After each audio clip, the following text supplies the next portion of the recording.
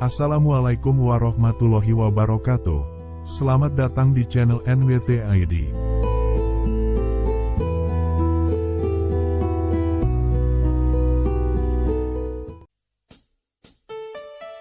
Kali ini, NWT ID akan menceritakan tentang kisah Nabi Nuh alaihi salam. Yang kenabiannya perlu diimani oleh umat Islam sebagai bentuk takwa atas perintah Allah Subhanahu wa Ta'ala. Nabi Nuh adalah nabi ketiga sesudah Adam, Syed dan Idris dan keturunan ke-9 dari Nabi Adam. Ayahnya adalah Lamik bin Metusyalih bin Idris. Berlalulah beberapa tahun dari kematian Nabi Adam. Banyak hal berubah di muka bumi. Dan bertepatan dengan fitrah manusia itu sendiri, terjadilah kealpaan terhadap wasiat Nabi Adam. Kesalahan yang dahulu kembali berulang. Seperti mana ketika Nabi Adam dan Hawa melupakan ketetapan Tuhan untuk menjauhi pohon di dalam surga, seperti itulah manusia melupakan ajaran ilahi yang dilangsungkan di muka bumi selepas turun dari surga. Sebelum lahirnya kaum Nabi Nuh, telah hidup 5 orang saleh dari datuk-datuk kaum Nabi Nuh. Mereka hidup selama beberapa zaman kemudian mereka mati. Nama-nama mereka adalah Wat, Suwa, Yaquts, Yauk dan Nasr. Dan mereka berkata, "Jangan sekali-kali kamu meninggalkan penyembahan Tuhan-Tuhan kamu dan jangan pula sekali-kali kamu meninggalkan penyembahan Wat, dan jangan pula Suwa, Yaquts, Yauk dan Nasr." Al-Quran Surah Nuh, ayat 23. Setelah kematian mereka, orang-orang membuat patung-patung dari mereka, dalam rangka menghormati mereka dan sebagai peringatan terhadap mereka. Kemudian berlalulah waktu, lalu orang-orang yang memahat patung itu mati. Lalu datanglah anak-anak mereka. Kemudian anak-anak itu mati, dan datanglah cucu-cucu mereka. Kemudian timbullah berbagai dongeng dan khurafat yang membelenggu akal manusia di mana disebutkan bahwa patung-patung itu memiliki kekuatan khusus. Dalam situasi seperti ini, Allah Subhanahu wa Ta'ala mengutus Nuh alaihi salam untuk membawa ajaran ilahi kepada kaumnya. Nabi Nuh adalah seorang hamba yang akalnya tidak terpengaruh oleh keadaan sekeliling, yang menyembah selain Allah Subhanahu wa Ta'ala. Allah Subhanahu wa Ta'ala memilih hambanya Nuh dan mengutusnya di tengah-tengah kaumnya. Dakwah Nabi Nuh kepada kaumnya. Dan sesungguhnya kami telah mengutus Nuh kepada kaumnya, lalu ia berkata, "Hai kaumku, sembahlah oleh kamu Allah, karena sekali-kali tidak ada Tuhan bagimu selain Dia. Maka mengapa kamu tidak bertakwa kepadanya?" Al-Quran Surah Al-Mu'minun, ayat 23. Nabi Nuh alaihi salam menjelaskan kepada kaumnya bahwa mustahil terdapat selain Allah yang Maha Esa sebagai pencipta. Ia memberikan pengertian kepada mereka, bahwa dunia telah lama menipu mereka dan telah tiba waktunya untuk menghentikan tipuan ini. Nuh menyampaikan kepada mereka, bahwa Allah Subhanahu wa Ta'ala telah memuliakan manusia. Dia telah menciptakan mereka, memberi mereka rezeki, dan menganugerahi akal dan tubuh yang sehat kepada mereka. Manusia mendengarkan dakwahnya dengan penuh minat. Dakwah Nabi Nuh cukup menggoncangkan jiwa mereka. Nabi Nuh menarik perhatian kaumnya agar melihat alam semesta yang diciptakan oleh Allah berupa langit dengan matahari, bulan dan bintang-bintang yang menghiasinya, bumi dengan kekayaan yang ada di atas dan di bawahnya. Itu menjadi bukti dan tanda nyata akan adanya keesaan Tuhan yang harus disembah dan bukan berhala-berhala yang mereka buat dengan tangan mereka sendiri. Di samping itu Nabi Nuh juga memberitakan kepada mereka bahwa akan ada ganjaran yang akan diterima oleh manusia atas segala amalannya di dunia, yaitu surga bagi amalan kebajikan dan neraka bagi segala pelanggaran terhadap perintah agama yang berupa kemungkaran dan kemaksiatan. Nabi Nuh yang dikurniakan Allah dengan sifat-sifat yang patut dimiliki oleh seorang nabi, fasih dan tegas dalam kata-katanya, bijaksana dan sabar dalam tindak tanduknya melaksanakan tugas risalahnya kepada kaumnya. Akan tetapi walaupun Nabi Nuh telah berusaha sekuat tenaganya berdakwah kepada kaumnya, ternyata hanya sedikit sekali dari kaumnya yang dapat menerima dakwahnya dan mengikuti ajakannya, yang menurut sementara riwayat tidak melebihi bilangan 100 orang. Mereka pun terdiri dari orang-orang yang miskin berkedudukan sosial lemah. Sedangkan orang yang kaya raya, berkedudukan tinggi dan terpandang dalam masyarakat, yang merupakan pembesar-pembesar dan penguasa-penguasa tetap membangkang, tidak mempercayai Nabi Nuh mengingkari dakwahnya dan tidak merelakan melepas agamanya dan kepercayaan mereka terhadap berhala-berhala mereka. Bahkan mereka berusaha dengan mengadakan persekongkolan hendak melumpuhkan dan menggagalkan usaha dakwah Nabi Nuh. Berkata mereka kepada Nabi Nuh, "Bukankah engkau hanya seorang daripada kami dan tidak berbeda daripada kami sebagai manusia biasa? Jikalau betul Allah akan mengutuskan seorang rasul yang membawa perintahnya, niscaya Ia akan mengutuskan seorang malaikat yang patut kami dengarkan kata-katanya dan kami ikuti ajakannya, dan bukan manusia biasa seperti engkau hanya dapat diikuti orang-orang rendah kedudukan sosialnya seperti para buruh, petani, orang-orang yang tidak berpenghasilan, yang bagi kami mereka seperti sampah masyarakat. Pengikut-pengikutmu itu adalah orang-orang yang tidak mempunyai daya pikiran dan ketajaman otak, mereka mengikutimu secara buta tuli, tanpa memikirkan dan menimbangkan masak-masak benar, atau tidaknya dakwah dan ajakanmu itu. Coba agama yang engkau bawa dan ajaran-ajaran yang engkau sadurkan kepada kami itu betul-betul benar. Niscaya kamilah dulu mengikutimu dan bukannya orang-orang yang mengemis pengikut-pengikutmu itu. Kami sebagai pemuka-pemuka masyarakat yang pandai berpikir, memiliki kecerdasan otak dan pandangan yang luas dan yang dipandang masyarakat sebagai pemimpin-pemimpinnya, tidaklah mudah kami menerima ajakanmu dan dakwahmu. Engkau tidak mempunyai kelebihan di atas kami tentang soal-soal kemasyarakatan dan pergaulan hidup. Kami jauh lebih pandai dan lebih mengetahui daripadamu tentang hal itu semuanya. Anggapan kami terhadapmu, tidak lain dan tidak bukan, bahwa engkau adalah pendusta belaka." Kaum Nuh mengemukakan syarat dengan berkata, "Wahai Nuh, jika engkau menghendaki kami mengikutimu dan memberi sokongan dan semangat kepada kamu dan kepada agama yang engkau bawa, maka jauhkanlah para pengikutmu yang terdiri dari orang-orang petani, buruh, dan hamba-hamba sahaya itu. Usirlah mereka dari pengaulanmu karena kami tidak dapat bergaul dengan mereka, duduk berdampingan dengan mereka, mengikut cara hidup mereka dan bergabung dengan mereka dalam suatu agama dan kepercayaan. Dan bagaimana kami dapat menerima satu agama yang menyamaratakan para bangsawan dengan orang awam, penguasa dan pembesar dengan buruh-buruhnya dan orang kaya yang berkedudukan dengan orang yang miskin dan papa?"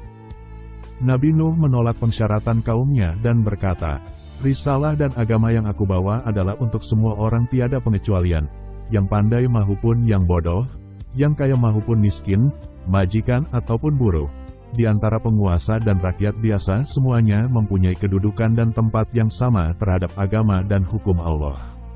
Andai kata aku memenuhi pensyaratan kamu dan meluluskan keinginanmu menyingkirkan para pengikutku yang setia itu, maka siapakah yang dapat kuharapkan akan meneruskan dakwahku kepada orang ramai, dan bagaimana aku sampai hati menjauhkan daripadaku orang-orang yang telah beriman dan menerima dakwahku dengan penuh keyakinan dan keikhlasan dikala kamu menolaknya serta mengingkarinya, orang-orang yang telah membantuku dalam tugasku dikala kamu menghalangi usahaku dan merintangi dakwahku. Tidak dapat diterima oleh akal dan pikiran yang sehat. Sesungguhnya kamu adalah orang-orang yang bodoh dan tidak berpikiran sehat."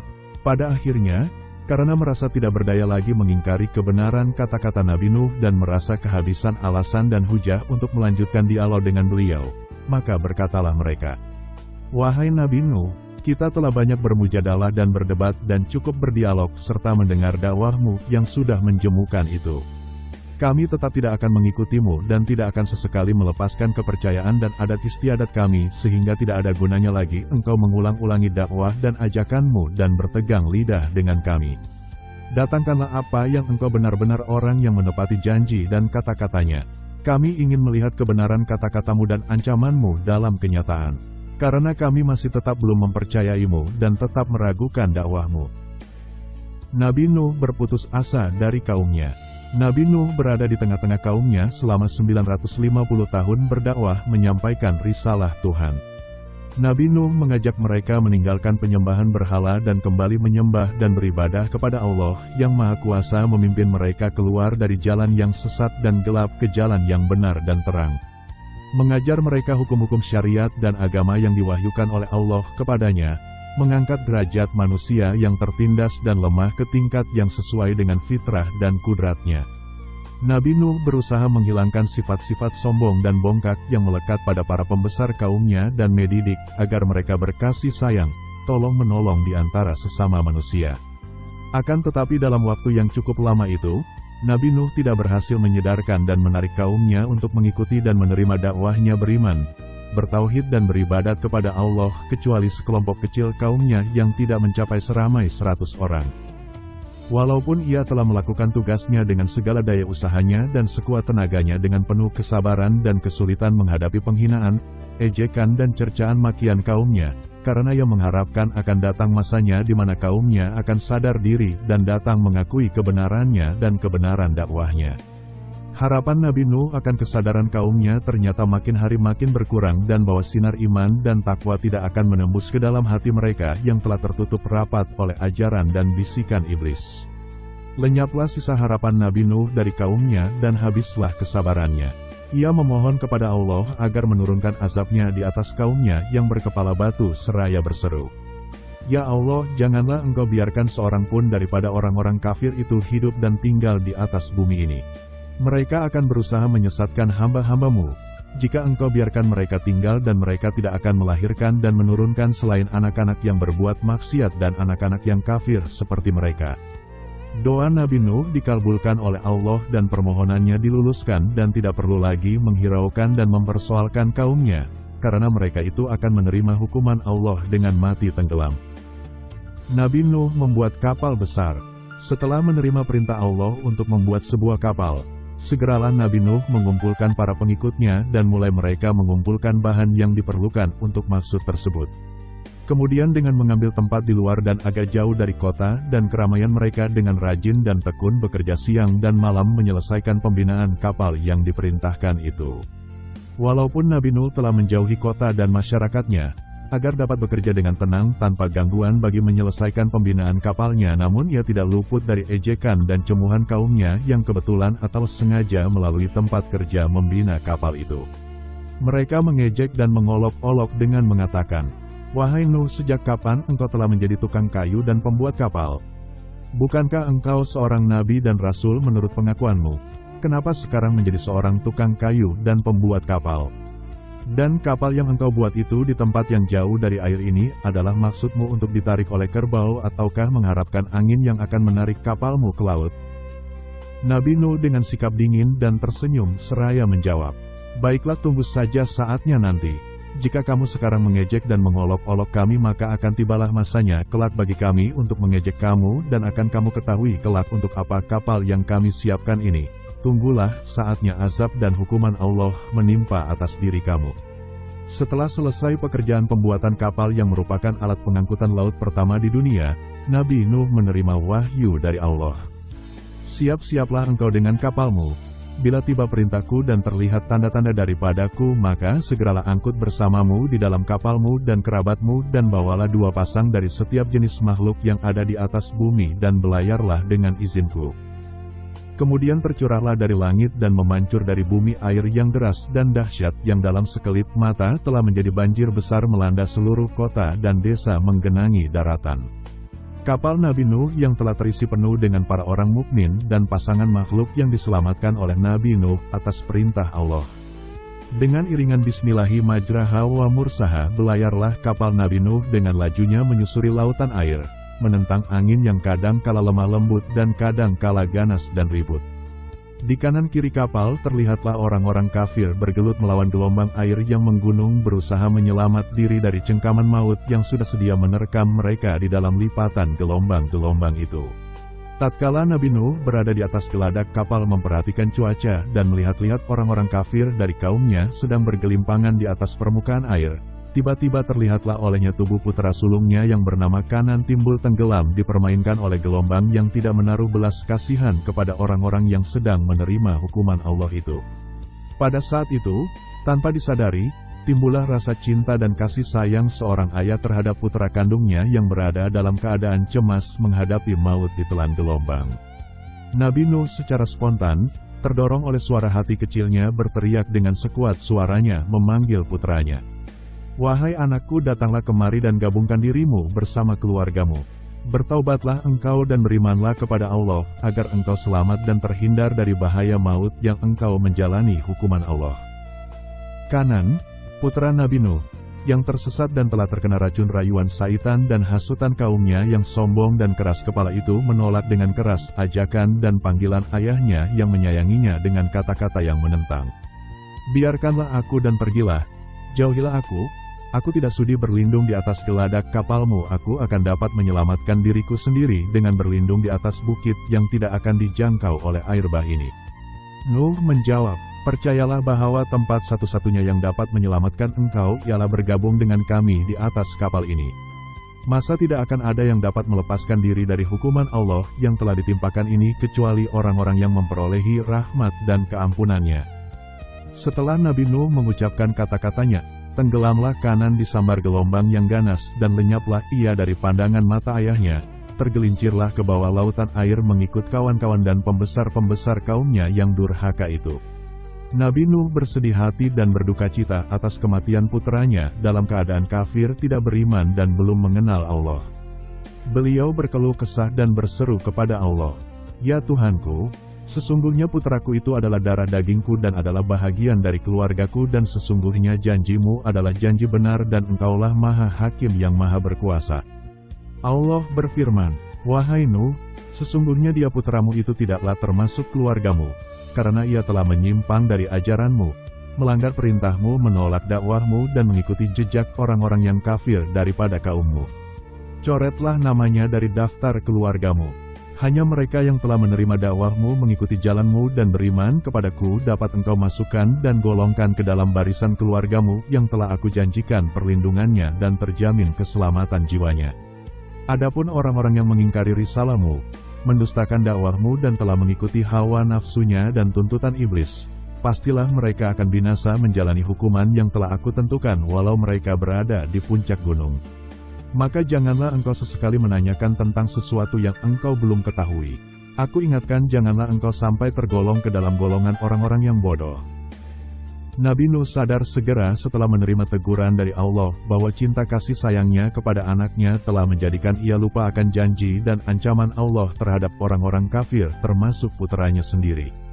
Ia sadar bahwa ia tersesat pada saat ia memanggil putranya untuk menyelamatkannya dari bencana banjir yang didorong oleh perasaan naluri darah yang menghubungkannya dengan putranya, padahal sepatutnya cinta dan taat kepada Allah harus mendahului cinta kepada keluarga dan harta benda. Ia sangat sesalkan kelalaian dan kealpaannya itu dan menghadap kepada Allah memohon ampun dan maghfirahnya dengan berseru, "Ya Tuhanku, aku berlindung kepadamu dari godaan syaitan yang terlaknat, ampunilah kelalaian dan kealpaanku sehingga aku menanyakan sesuatu yang aku tidak mengetahuinya.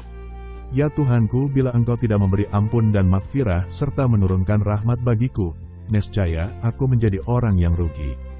Setelah air bah itu mencapai puncak keganasannya dan habis binasalah kaum Nuh yang kafir dan zalim sesuai dengan kehendak dan hukum Allah, surutlah lautan air diserap bumi kemudian bertambatlah kapal Nuh di atas bukit Judi.